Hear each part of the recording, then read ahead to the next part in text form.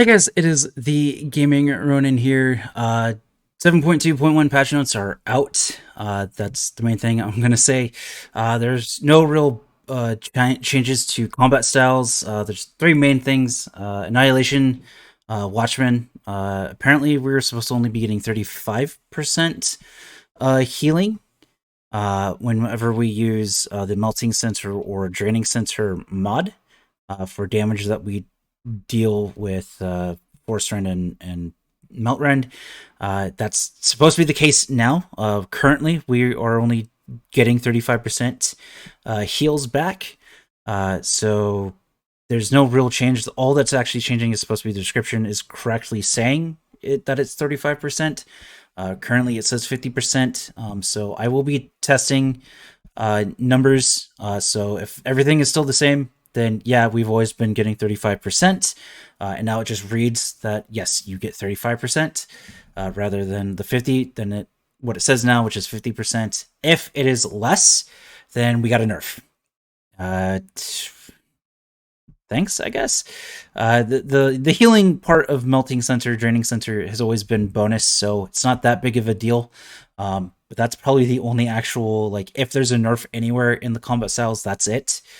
Sorks, you are getting a better ordering of your passive abilities. So technically that's a buff for you guys, because things are gonna work better.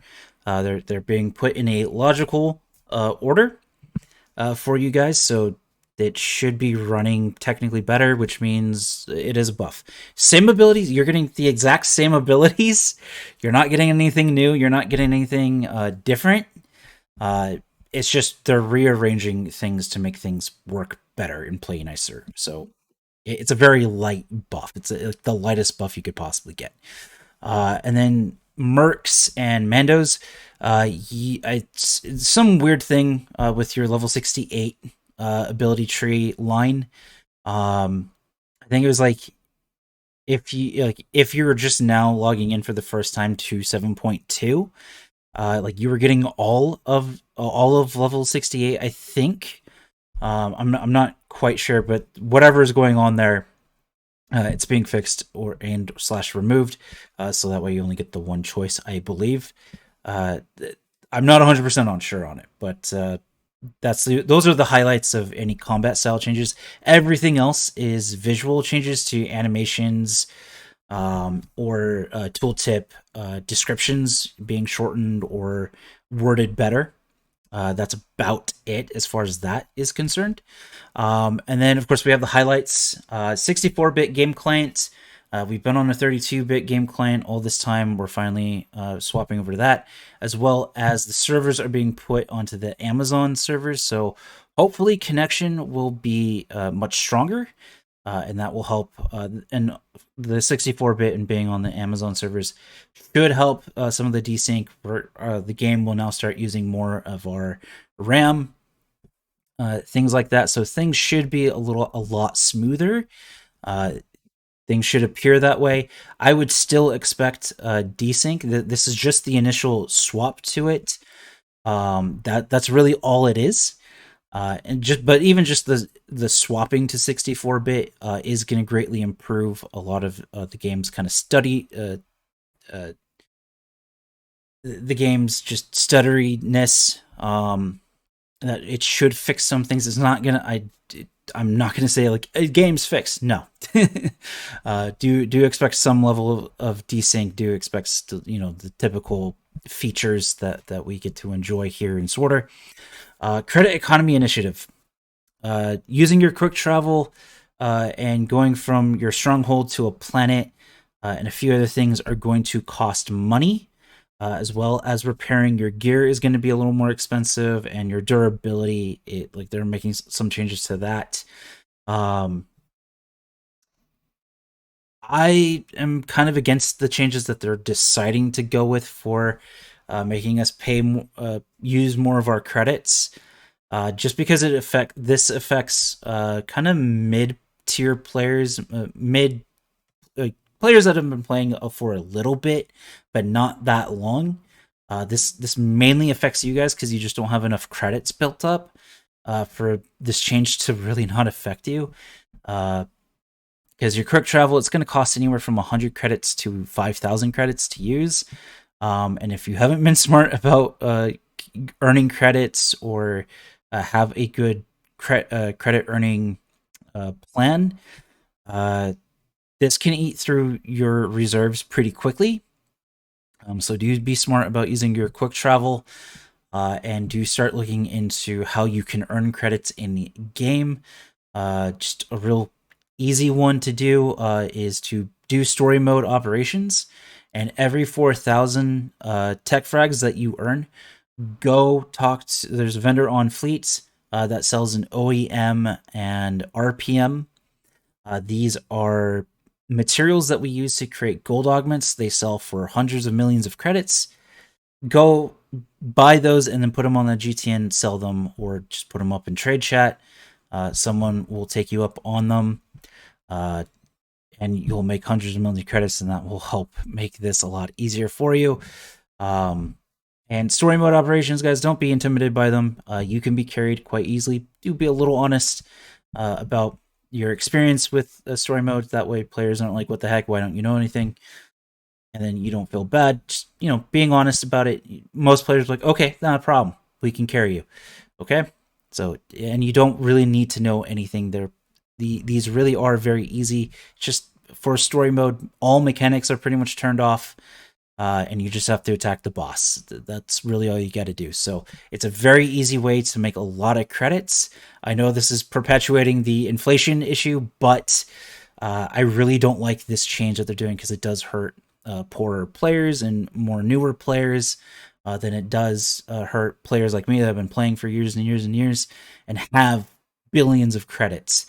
And I'd rather help you guys earn credits more, so this doesn't hit you as badly, and feed a little bit into the inflation, than just let you guys flounder and then ultimately you quit because you can't go anywhere, or you can't use basic stuff in the game because you just can't afford it. There are better ways to get guys that have billions and billions and billions of credits to spend that billions and billions and billions of credits. Much better ways, and BioWare needs to look into those ways. So this is not going to solve that problem in any way, by the way. So I'd rather feed into the inflation to help players have an easier time playing, than getting then just leaving you guys to flounder and hate life. Then, of course, Galactic Season 4, as well as PvP Season 2, we are getting them as well. Season 4, Passage of Peace, we'll be getting a new companion, Amity. We don't know what race she is. I don't believe we don't have any link to anything that really details out Season 4. And then we will also be getting a Mech Shaw stronghold. Those are the only real 2 bits of information that we actually know about Season 4. So yay. And then, of course, Season 2 for PvP, lots of quality of life changes to the PvP season. That's the basic stuff that should have been how... This is what Season 1 should have been, in all honesty. It should be much easier to get through Season 2, guys. I'm still not caring too much about the PvP seasons. I don't think there's enough rewards for my time and effort. The only real reason I have is to try and get the original ranked rewards that you can get cycling throughout the season. That's about the only reason I have to do it. I think the rewards are better than Season 1, but I'm still not a big fan of what they're giving us. It's just not cool enough for me. I know it's free. It is absolutely free. But to me, it's give me more. Like, if you really want me to go and grind and play a PvP that I don't like all that much, give me some better incentives to do it. besides trying to get ranked rewards uh, that I used to be able to get pretty easily, um, or much easier, I will say. So it is better. I will say that it is marginally better, like way better. It's just for me personally, I don't think it's enough to warrant wasting my time on it that much. But I will probably actually try to do it a little bit more than I did with season one. So that is the overall highlights of everything. There's tons of fixes. Seriously, most of the patch notes is just a lot of fixes. So that's everything. Um, so if that's all you care about, you don't care about the channel that much. That's all you need to know. Of course, the patch notes, if you want to go through every little thing, are linked down below. So go make sure to go click that link and check it out, so you can get to this page behind me. Moving on to channel update, I just kind of want to let you guys know what I've been up to and what I'm planning for future videos, future content. First thing is I'm going to be doing an all-encompassing Marauder Sentinel gearing guide. Not so much like how to gear from hitting level 80 and working and grinding your way to be able to go to hide and seek and get 336 gear, but how you want to set up your gear once you do have 336 gear or better, and the stats that you're going to want as well, of course. The tacticals, the relics, and the implants that you're going to want to make use of for each individual spec of Marauder and Sentinel. So I will be doing them side by side, both Sentinel and Marauder. All 6 classes side by side, and kind of the stats that you're looking for at 336 and the stats that you're looking for at 339, as well as giving you purple augment stats and gold augment stats. So look forward to that. Production for it will be starting soon, and so expect it within a month. The next major project is going to be a masterclass for Annihilation / Watchmen. I am going to try and include Watchmen into it, just so that way I don't have to make a masterclass for Watchmen. But it won't be the focus. Everything will be in terms of Annihilation.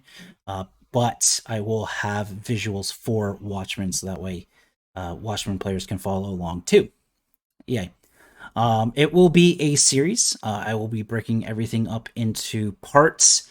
That way I can really kind of give everything that needs to be talked about its due time, and I'm not rushing through anything. And I will be giving, there will be options, so that way if you're brand new or you just kind of want to play Annihilation, just for the heck of it, just to try it out, and you're looking for some guidance, we'll be able to help you out there. Or if you're really looking to play at a high end level, to play it at the most optimal way that you can, that will also be included, and then we'll also, of course, include an in between. So that is everything that's going to include. Yeah, I'm very excited for it, because I'm not too happy with the 7.2 guide that I did put out, because it does favor veteran players of Annihilation. It really does, and there was a lot more that I want to do, and it more or less is a masterclass series, so why not just do a full-on masterclass? So that is what I'm going to be aiming to do. I don't know when it's going to be out. In all honesty, there's a lot of work that it's going to have to go into it, and because I want to make things clear cut as possible, almost to the point that way I don't have to change things unless major changes come to Annihilation. That's really, that way, like, if one part is still valid, I won't have to change it, and then that way I don't have to talk about it whenever changes do come to Annihilation. And I'll be able to just kind of update the parts as needed and as are necessary. So that's what I'm looking forward to as far as that goes. As well as I'll be creating a nice index for you guys as well, so you can navigate everything easily. And that way, if you don't need certain information, you can skip over it and just go to relevant information to you. If you are new to Annihilation, I will pretty much suggest watch all of it. It's just, and I mean all of it, guys. Annihilation is very complicated. It is not like, it really isn't a class that I can just be like, okay, here's the buttons you're going to press in this specific order, because you are constantly changing up the buttons that you're pressing. You do have to put a lot of thinking into Annihilation, and I wish it was like, hey, just press X X X X X X X and you're good to go. No, that's not how it works. So I'll be breaking all of that down in that. And that's really about it, guys. I do want to. There's some other projects, of course, that I want to do as well. But for now, those are the two main projects that I'm looking to do and get out to you guys in the coming months. So if you aren't already subscribed and you are looking forward to that, make sure you hit the subscription button so you don't miss out.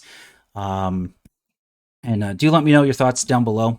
If you've already read the patch notes, let me know what you think of 7.2.1. If this will help anything at all or not, if it's just a big waste of Bioware's time. And until then, guys, I've been the Gaming Ronin, and I'll see you in a galaxy far, far away.